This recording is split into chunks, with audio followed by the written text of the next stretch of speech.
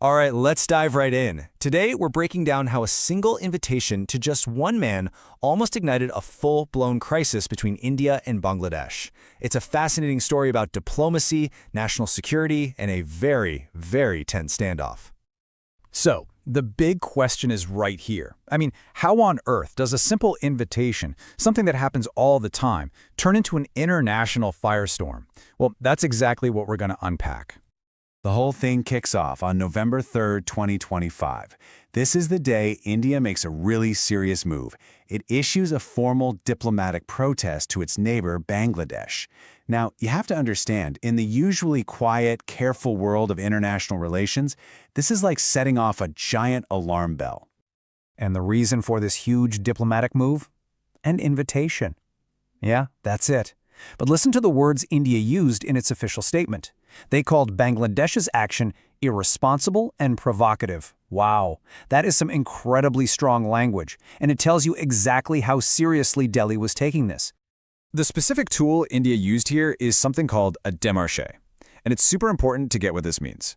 This isn't just, an angry email or a strongly worded letter. A démarche is one of the most formal, most serious ways a country can signal its official displeasure. It's basically a diplomatic red flag. So, all of this just begs the question, right? Who is this person? Who is the man whose travel plans could literally cause two neighboring countries to square off against each other like this? Well, his name is Zakir Naik, and while he calls himself an Islamic preacher, the Indian government sees him as something else entirely. In 2019, they officially designated him a terrorist under their anti-terror laws. And that single fact, that designation, is the absolute core of India's entire argument here. So why do they see him this way? Well, according to official reports, Naik's sermons have been cited by authorities as a source of inspiration for extremists. And this includes the people behind the horrific 2016 Holy Artisan Bakery attack, an attack that killed 22 people right in Bangladesh's own capital, Dhaka. Now, to really understand what's going on, you have to look at the political context, because the timing here is absolutely everything. This invitation didn't just happen out of the blue. It came right on the heels of a massive political upheaval in Bangladesh that saw the ouster of Prime Minister Sheikh Hasina, who for years had been a very close and reliable partner for India, especially on security issues. In her place, you have a new interim government, led by the Nobel laureate Dr. Mohammad Yunus. And for this new government, a major priority was to send a message, both to its own people and to the world, that Bangladesh was charting its own course, free from the powerful influence of its giant neighbor India. And so this whole thing pretty quickly spiraled into a game of diplomatic tit-for-tat, a really high-stakes chess match. See, India is reportedly sheltering the former Prime Minister, Sheikh Hasina, who the new government in Bangladesh wants extradited. So in what looks like a direct countermove, Bangladesh invites Zakir Naik, a man India has officially labeled a terrorist and desperately wants to prosecute. At first, Bangladesh's new leader tried to frame the invitation as a matter of high principle. At a press conference, Dr. Yunus said, "Our doors are open to all peaceful voices." He was trying to position the move as a defense of free speech, while completely sidestepping India's very direct warnings about security. But things moved so fast. Just look at this timeline. It shows the entire drama playing out in just 3 days. On November 3rd, you've got India's formal protest. The very next day, Bangladesh publicly defends its decision.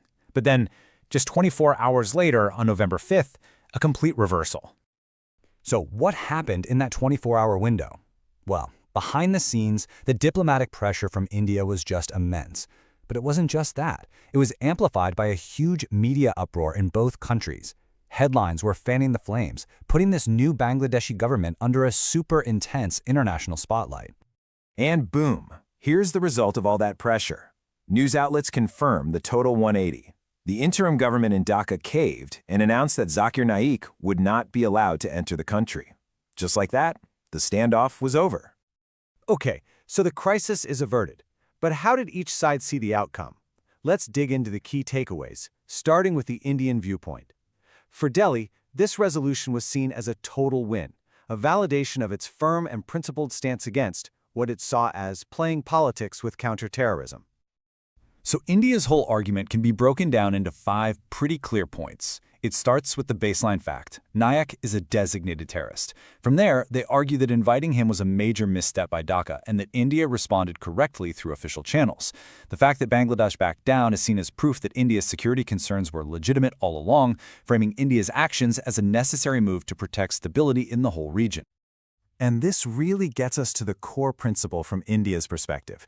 It's this belief that cooperation on something as critical as security and counterterrorism is just way too important to be used as a political bargaining chip in some diplomatic game.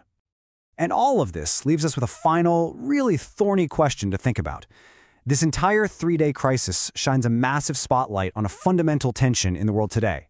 What happens when one nation's right to make its own choices, its sovereignty, clashes head-on with the security concerns of its entire region? It's a delicate, difficult balance, and there are absolutely no easy answers.